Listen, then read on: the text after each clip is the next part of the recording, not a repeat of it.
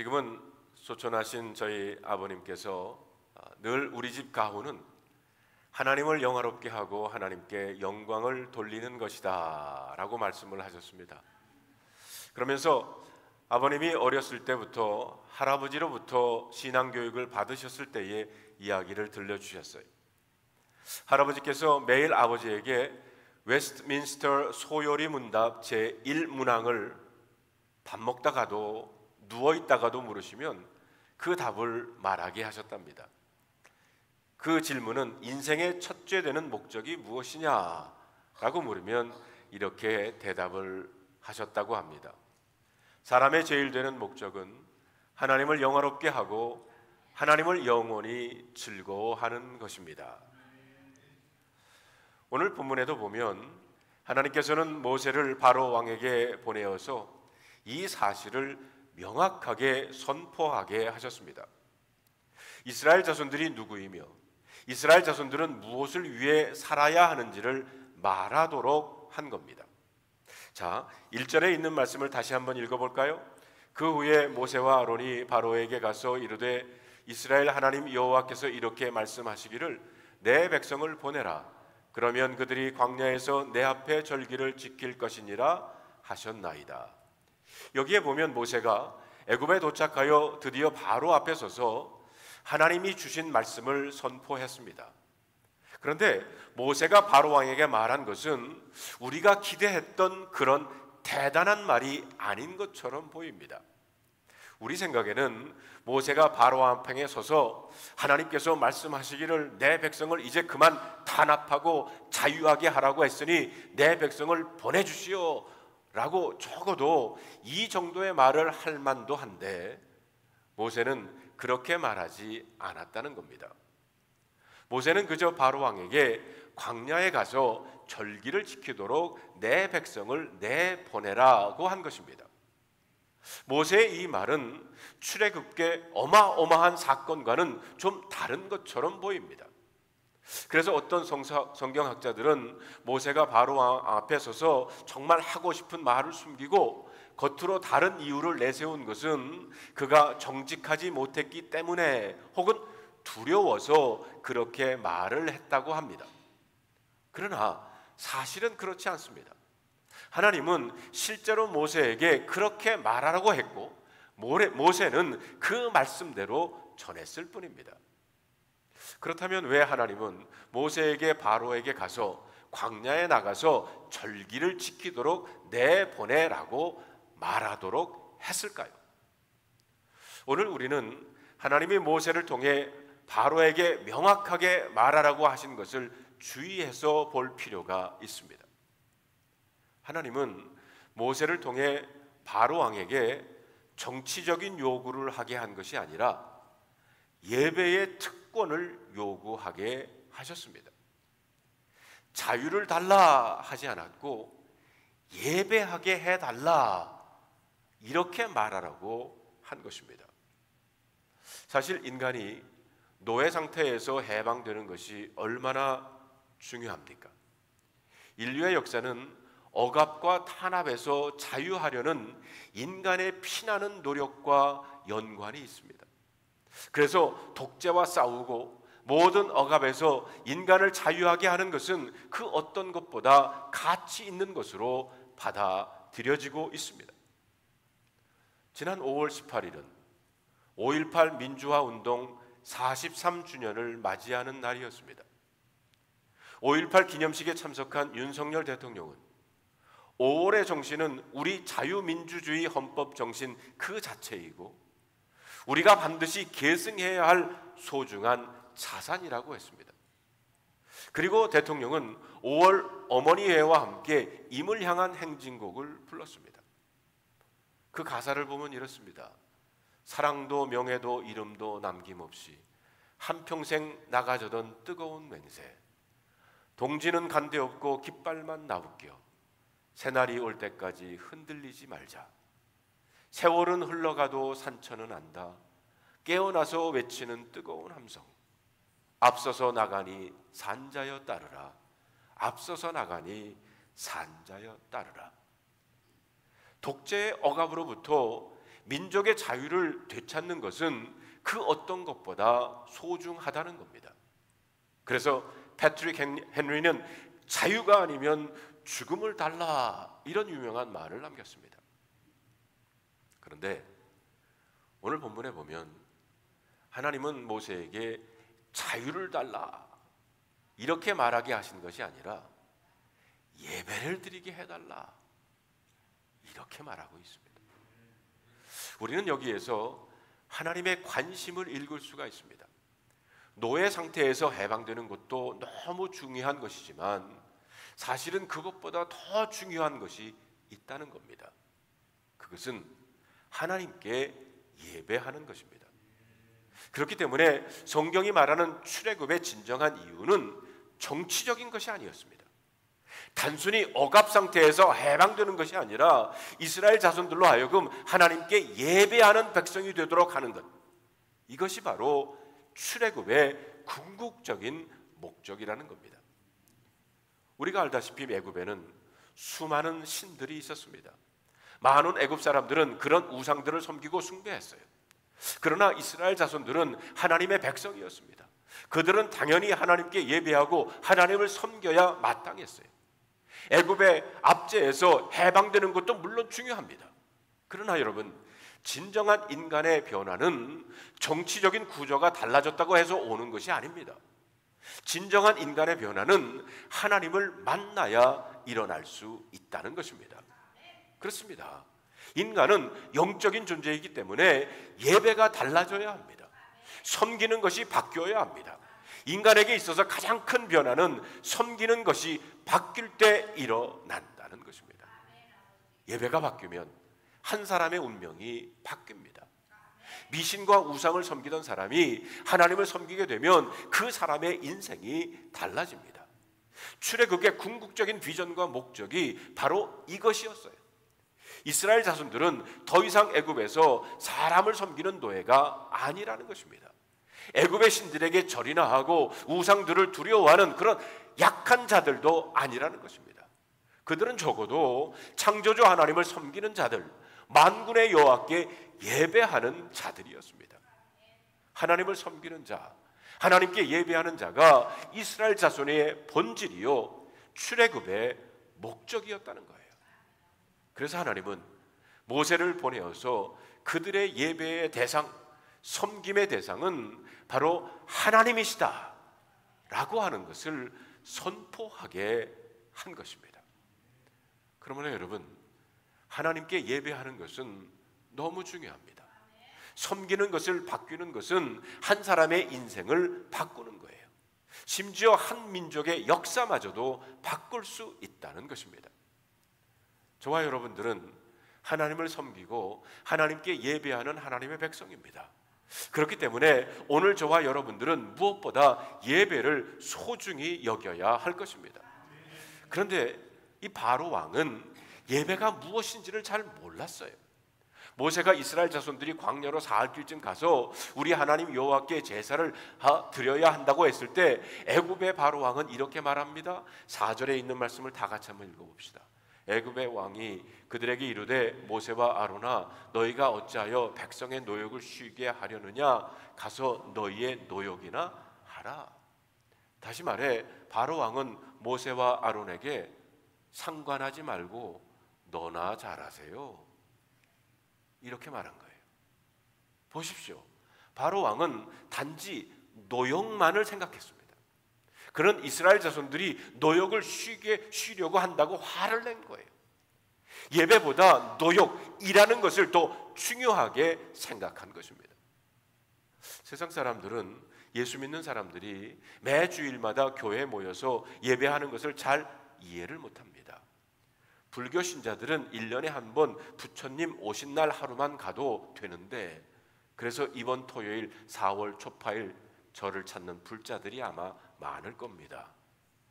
그런데 왜 그리스도인들은 매주일 가는지 참 이해가 안 된다고 말합니다. 심지어 예수 믿는 사람들조차도 일주일에 한 번 주일 예배만 드리면 되지 무슨 수요일 저녁 예배 새벽 기도회 거기다가 오하나 소그룹까지 가냐 적당하게 해라 이렇게 말하는 사람들이 있습니다. 교회가 너무 많은 것을 요구한다고 생각하는 사람들도 있어요. 그런데 이런 생각은 예배를 몰랐던 바로 왕의 생각입니다. 보십시오. 불신자들은 하나님께 예배할 수가 없습니다. 하나님의 백성이 세상 사람들과 다른 것이 많이 있지만 그 중에 가장 드러난 차이가 바로 예배라는 거예요. 예배는 하나님의 백성됨의 본질입니다. 하나님의 백성들은 예배를 통해 하나님을 만나고 하나님의 음성을 듣습니다. 예배를 통해 하나님이 부어주시는 지혜와 능력을 얻습니다. 그리고 그것으로 세상을 이기며 살아가는 것입니다. 만약 어떤 사람이 구원은 받았지만 예배를 소중히 여기지 못한다면 그것은 믿음 생활에 심각한 문제가 생겼다는 것을 의미하는 것입니다.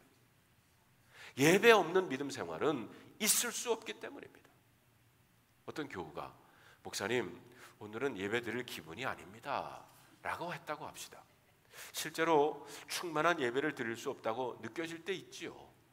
몸이 아프거나 생활이 너무 힘들거나 교회 나오면 보기 싫은 사람도 있고 마음이 괴로워 예배도 신앙생활도 다 귀찮기만 할 때 있습니다. 이해됩니다. 사실 저도 가끔 그럴 때 있습니다. 그러나 예배는 기분으로 드리는 것이 아닌 것을 알아야 합니다. 예배는 하나님의 명령입니다. 내가 바쁘면 예배 안 드려도 되고 손님이 오면 예배는 빠져도 되고 내가 기분이 나쁘면 안 드려도 되는 것이 아니라는 겁니다. 성도 여러분, 우리가 예배해야 하는 이유는 나에게 있는 것이 아니라 하나님에게 있습니다. 그렇기 때문에 예배는 축복과 저주의 갈림길이 되기도 하고 예배가 한 사람의 인생을 바꾸기도 합니다. 왜 가인이 실패의 사람이 되었습니까? 예배의 중요성을 몰라서 그렇습니다.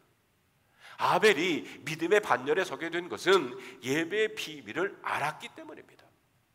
아브라함은 예배가 얼마나 중요한지 알았기 때문에 가는 곳곳마다 제단을 쌓았습니다. 아브라함에게 있어서 예배는 하나님과 동행하는 비밀이었습니다. 그래서 그는 어디를 가든지 제단을 쌓고 하나님을 예배했어요. 반면에 롯은 예배를 중요하게 생각하지 않았습니다. 그래서 아브라함은 그 하나님께서 놀라운 복을 아브라함에게 주셨지만 롯은 결국에는 모든 것을 잃어버리고 말았어요. 몽골에 선교사로 나갔던 이용규 선교사님, 내려놓음이라고 하는 책 아마 여러분들도 많이 읽어보셨을 거예요. 그 책에 보면 소 대신 예배를 택한 마음이라는 글이 있습니다. 이용규 선교사님이 몽골 이레 교회에서 개척한 베르흐 지역의 예배처소를 방문해서 예배를 드리게 되었는데 벌러르라고 하는 자매가 예배 시간에 땀을 뒤범벅이 돼가지고 교회에 왔대요. 그 자매는 몇 달 전에 기도를 통해 듣지 못하던 귀가 열린 자매였습니다.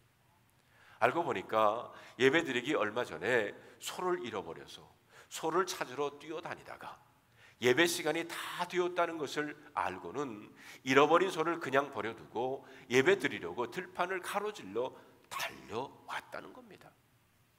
그때 선교사님은 하나님, 소가 아닌 예배를 선택한 이 자매의 믿음을 부끄럽게 하지 말아 주십시오. 이렇게 기도했대. 그런데 놀라운 것은 예배를 마치자마자 밖에서 소 울음소리가 들렸다는 겁니다. 잃었던 소가 집이 아닌 예배 처소를 찾아온 거예요. 그날 소가 아니라 예배를 선택한 이 소녀는 예배와 소 두 가지를 함께 얻게 되었다는 것입니다. 그렇습니다.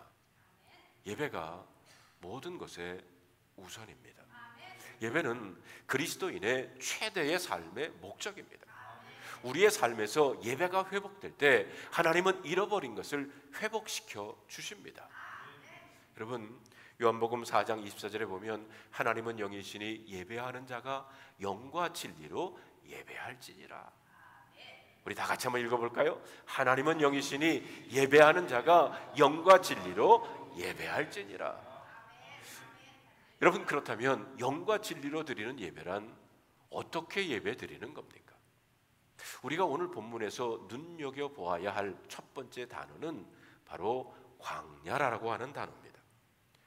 오늘 본문을 통해 영과 진리로 드리는 예배 첫째는 광야에서 드리는 예배입니다. 모세는 바로 왕에게 이스라엘 자손들을 광야로 보내어 예배하게 해달라고 했습니다. 성경적으로 보면 이 광야란 이스라엘 백성들이 하나님을 가까이 경험한 장소였습니다. 이스라엘 자손들은 사실 가나안 땅에 들어갔을 때보다, 그리고 애굽에서 노예로 고통을 당할 때보다 하나님을 만나고 하나님의 임재와 생생한 하나님의 역사를 체험한 곳이 바로 광야였습니다. 광야에서 그들은 하나님과 언약을 맺었고요, 거기에서 율법을 받았고요, 그리고 성막에 대해서 배웠습니다. 하늘에서 내려오는 만나를 먹었고요, 그리고 바위에서 터져나오는 샘물을 마셨습니다. 아마 바로 왕은 단순히 예배드리는 일이면 애굽 땅에서 해도 되지 않느냐고 생각했을 겁니다. 그런데 하나님은 굳이 광야로 나가야 된다고 말씀하셨습니다. 왜 애굽 땅에서는 예배가 안 되고 광야이어야 합니까? 여러분, 혹시 성지순례를 다녀오신 분들은 알 겁니다. 광야는 황폐한 땅입니다. 애굽에서 가나안으로 가는 길은 가도 끝이 없는 적막한 광야만 계속되는 곳이었어요. 한번 생각해 보세요. 그런 광야를 지나면서 이스라엘 자손들은 무엇을 생각했을까요? 아니, 그들이 할 일이 무엇이었을까요? 그들은 아무것도 할 것이 없었습니다. 농사도 못 짓고 장사도 못하고 놀러 갈 데도 없습니다. 이스라엘 자손들이 광야에서 할 수 있는 것이라고 하는 것은 오직 하나뿐입니다. 바로 하나님만 바라보는 거예요. 그들이 광야에서 할 수 있는 것은 하나님께로 자신의 삶을 집중하는 것이었습니다. 그래서 우리가 본문에서는 광야에서 내 앞에 절기를 지킬 것이라 이렇게 말하고 있습니다. 예배는 하나님 앞에 서는 겁니다. 광야는 하나님을 경험하고 하나님 앞에 서기에 가장 적절한 장소라는 거예요. 왜 애굽은 아닙니까? 애굽이라고 하는 문명의 한복판, 세속의 한복판에서는 하나님을 경험하기 힘들기 때문입니다. 애굽에서 여전히 물질의 노예로 살면서, 세속의 노예로 살면서 하나님 앞에 서겠다는 것은 거짓말이에요. 세상의 마음을 빼앗기고 온전한 예배자가 되기 어렵다는 겁니다. 그렇기 때문에 하나님은 애굽에서 벗어나 저 광야 사막 한가운데서 하나님만을 바라보라고 말씀하신 겁니다. 이민 초창기 저희 아버님이 1972년부터 뉴욕에서 목회를 하셨을 때였습니다. 그때는 교인들이 야채 가게를 하는 교인들이 많았어요. 그러면 교인들은 새벽 3시에 헌치포인트라고 하는 도매상에 가서 야채와 과일을 트럭에 싣고 가게로 가기 전에 교회로 옵니다. 새벽 기도회에 참여하기 위해서요. 그래서 교회 주차장은 트럭이 줄비었어요.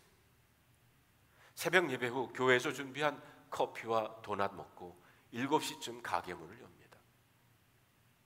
어떻게 이것이 가능했을까요?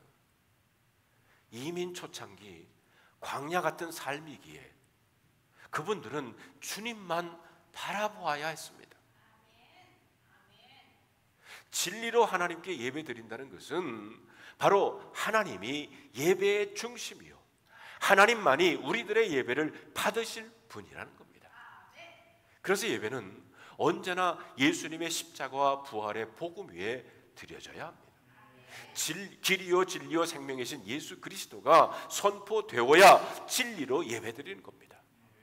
저는 오늘 우리의 예배가 바로 광야에서 드려지는 진리의 예배가 되기를 바랍니다. 세속의 한복판이 아니라 우리의 삶을 광야처럼 비우고 오직 하나님께 집중하게 되기를 바랍니다. 그러다가 하늘에서 만나가 내리는 경험도 하고요, 그러다가 바위가 터져서 샘물이 솟아나는 기적을 체험하게 되기를 바랍니다. 애굽이라고 하는 세속 한가운데서 경험할 수 없는 놀라운 하나님의 기적이 바로 그 광야에서 일어나는 것을 알게 될 것입니다.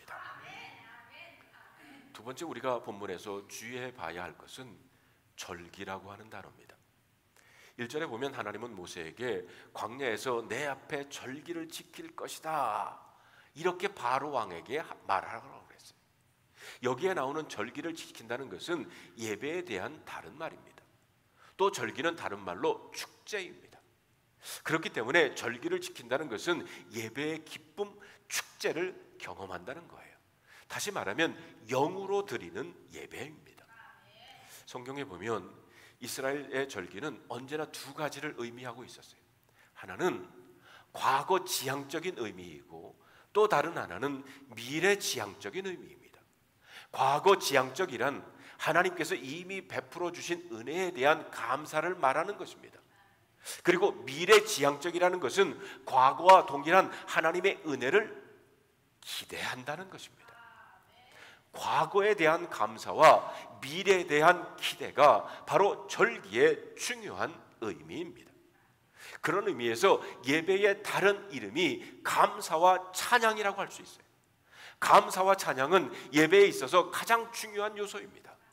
감사와 찬양 없는 예배는 있을 수가 없어요. 요즘 많은 교인들에게 예배가 감사와 찬양, 기쁨으로 드리는 예배가 아니라 예배가 큰 의무가 되어버린 것은 아닌지, 예배를 인도하는 목사인 저부터 의무적으로, 형식적으로 예배를 드리는 것은 아닌가 질문을 해봅니다. 그런데 어떤 분들은 예배가 끝나는 시간이 조금만 늦어져도 시계를 봅니다. 5절짜리 찬송가를 부르면 3절부터 짜증나기 시작해요. 실제 그런 교회가 있는지 모르겠지만 미국 어느 교회 설교단에, 이런 설교단에 조그마한 메모지가 하나 붙어 있대요. 설교를 짧게 하는 자는 복이 있나니 다시 이 강단에 청함을 받을 것이며, 어느 청년이 자신의 교회 예배는 꼭 예수님 추도식 같다고 말하는 것을 들은 적이 있어요. 우리가 드리는 예배가 예수님을 기념하는 의식, 예수님 추도식처럼 드릴 수 있다는 겁니다. 예수님 이야기를 하지만 예수님은 그 자리에 살아계시다고 느끼지 않는다는 것입니다. 여러분, 어느 아버지가 자신의 생일 잔치를 추도 예배 분위기로 하고 싶겠습니까? 하나님도 마찬가지입니다. 보통 한국 교회의 예배에 대한 이미지는 거룩함, 경건함입니다. 눈 지그시 감고, 혹 지금도 눈 지그시 감은 사람 있으면 빨리 뜨세요. 옆 사람 쳐다보지 않고 심각하게 인상 쓰고 굳은 표정으로 예배드립니다. 아멘도 크게 해서는 안 되고 조용조용하게 예배드립니다. 조용한 예배를 우리는 거룩한 예배라고 생각합니다. 아마 이런 것은 유교적인 영향 때문이 아닌가 생각해 봅니다. 그러나 오늘 성경은 예배를 축제라고 했어요. 조용조용한 것이 아닙니다. 축제에는 웃음이 있고 감동이 있습니다. 마찬가지로 예배에는 감동이 있어야 됩니다. 기쁨의 눈물, 통의 눈물이 있는 영의 예배가 되어야 합니다. 그 감동의 물결에 갈라졌던 관계들이 회복이 되고요, 원수들이 용서가 되고요, 도덕과 강도들이 회개하고요, 술집이 문을 닫고요, 마약이 사라지고요, 사회 구석구석이 달라지는 겁니다. 이것을 우리는 부흥이라고 불러요. 제가 지난 수요일 날도 말씀드렸지만 전에 섬기던 교회 젊은 집사가 카톡으로 안부 메시지를 보냈어요. 이 젊은 집사는 바이오 엔지니어로 한국과 미국에 자기 연구소를 시작했어요. 사업은 잘 되냐고 내가 물었더니 이런 답이 왔더라고요. 회사는 정말 바쁘게 돌아가고 있습니다. 하나님이 하시는 일 저는 잘 지켜보고 있습니다. 목사님은 어떻게 지내세요? 제가 이렇게 답을 했습니다. 하나님이 하시는 일 잘 지켜보고 있다는 말, 요즘 꼭 내 심정이 그렇습니다. 그래서 지난 일주일 내내 수요 예배 때 불렀던 주가 일하시네, 저는 그 찬양을 부르면서 은혜를 받고 있습니다. 그 가사를 보면 날이 저물어 갈 때, 빈들에서 걸을 때, 그때가 하나님의 때, 내 힘으로는 안 될 때 빈손으로 걸을 때 내가 고백해, 여호와 이래, 주가 일하시네, 주가 일하시네. 주께 아끼지 않는 자에게 주가 일하시네, 주가 일하시네. 신뢰하며 걷는 자에게.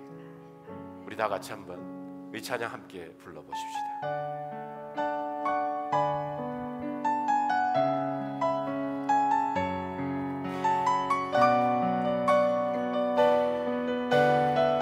날이 저물어 갈 때는, 날이 저물어 갈 때, 빈들에서 걸을 때, 그때가 하나님의 때. 내 힘으로 안 될 때, 빈손으로 걸을 때, 내가 고백해, 여호와 이래. 날이 저물어 갈 때, 날이 저물어 갈 때, 빈들에서 걸을 때, 그때가 하나님의 때. 내 힘으로 안 될 때, 빈손으로 걸을 때, 내가 고백해, 여호와 주가 일하시네, 주가 일하시네, 주가 일하시네.